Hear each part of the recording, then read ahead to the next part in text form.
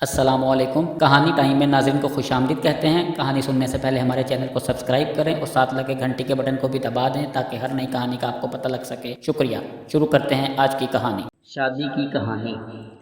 تین دوستوں نے، جن کی شادی نہیں ہو رہی تھی، ملک کے بادشاہ کو درخواست پیش کی کہ ان کی شادی کروا دی جائے۔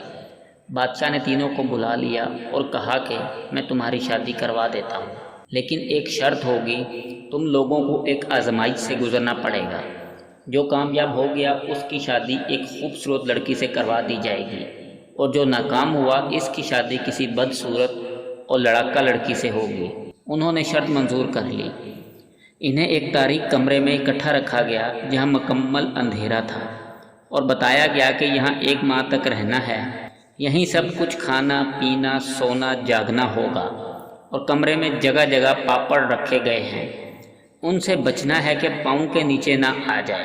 جس کا پاؤں پاپڑ پر آ گیا اس کی شادی بدصورت لڑکی سے کر دی جائے گی۔ اب جناب تمام دوست اس آزمائش سے صحیح سلامت گزرنے کے لیے مکمل احتیاط سے رہنے لگے۔ 9 دن خیریت سے گزر گئے۔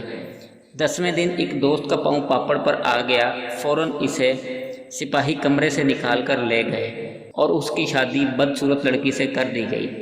اب 2 دوست خوش ہوئے کہ اب جگہ کھلی ہو گئی ہے۔ 20ویں دن ایک اور دوست کا پاؤں پاپڑ پر آ گیا اور سپاہی اسے بھی روتا دھوتا لے گئے۔ اب تیسرا اکیلا رہ گیا۔ اس نے باقی دن خیریت سے گزار لیے۔ آزمائش پوری ہونے پر اس کی شادی ایک خوبصورت لڑکی سے کر دی گئی اور وہ خوشی خوشی رہنے لگا۔ ایک دن اس نے اپنی بیوی سے کہا، تمہیں پتہ ہے میں تمہیں حاصل کرنے کے لیے کتنی تکلیف دہ آزمائش سے گزرا ہوں؟ اور اس کے بعد مکمل تفصیل سمجھائی۔